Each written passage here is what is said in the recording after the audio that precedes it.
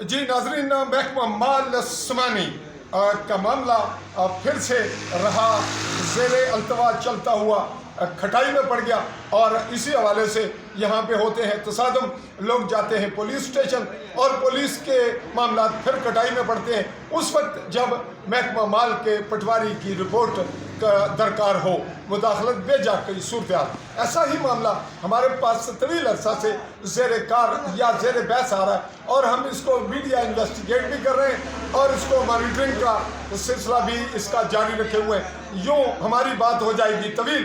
To the point आते हैं कि एक जगह है समानी में, नियाबत है पूना, मकाम है गांव का सरदार और छोटा गांव है गाई और वहाँ पे खसरा नंबर है 624 और 622। फरीकैन है एक ही फैमिली से और मिर्ज़ा फैमिली, हजाम फैमिली से, लेकिन एक पार्टी है बहुत बासर साहिब सरवत, साहिब वसाइल और दूसरी है कमज़ोर। हक़ाइक़ क्या है इसके लिए हमने मौका मुलाजा किया और मुतादद इनकी वीडियो रिपोर्ट बनी।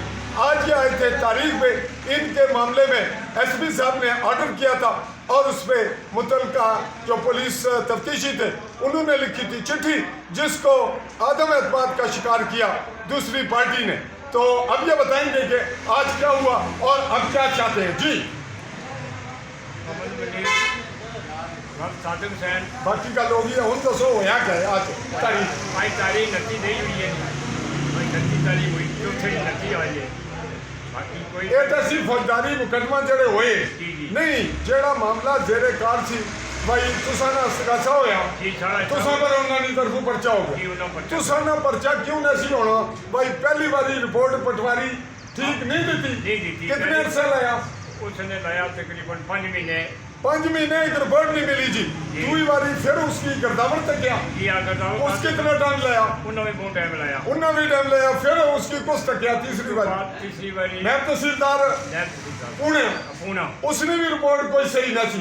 फिर तुसा डीसी साहब पेंबर कोल गयो तो फिर मौका तक क्या नैब तहसीलदार पूना मुड़ गया जड़ा बदली हो गया नवा आया तो अमला फील्ड ना उसने रिपोर्ट चूंकि डीसी साहब नहीं थी तो इस वास्ते तुसें फिर एसपी साहब को जाना पिया तो एसपी साहब को तुसें फिर भी बयान देता तो एसपी साहब ने बयान तो बाद मुड़ गया पुलिस थाना चौकी लिखी चिट्ठी। उस चिट्ठी की अदम एतमाद में शिकार किया दुई पार्टी। हाँ बिल्कुल यही कह रहे थे कि अदम एतमाद है।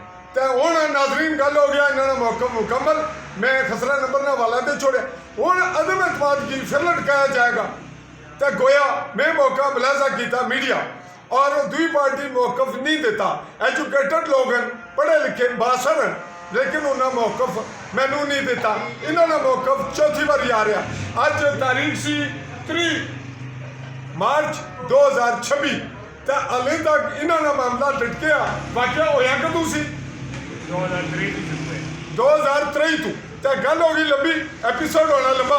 तो हूँ असा इन्होंने अगला एपीसोड देंगे कि महकमा माल तो महकमा पुलिस इस कमे की लटका गए। क्या कोई हादसा कराना चाहने या नहीं होना तो बहाना क्या बनाने ओ जी ए हो गया ओ हो गया ये लटकाने ना सिलसिला महकमा माल ना तो पुलिस चिट्ठी लिखने क्यों लेट कर रही है और चिट्ठी पुलिस ही लिखेगी ता वेगा और क्या महकमा माल ना एक्यूरेट रिपोर्ट मिल गए इन्होंने मुदाखलत भेजाना 447 ने दफा ने इतलाक आवेगा या इस तरह असा एपीसोड बनाने रवांगे। हूँ भी दो अगले एपीसोड तक वक्फा रखे माड़ा फॉलो अपना इंतजार तो मैं तुसा नाल मुखातब रहा चौधरी फजलरहमान आली न्यूज़ ने प्लेटफॉर्म पर हमले किए जम्मू कश्मीर ने घर भी जम्मू ने जिला पिंबर ने तहसील समानी तू। अल्लाह हाफ़िज़।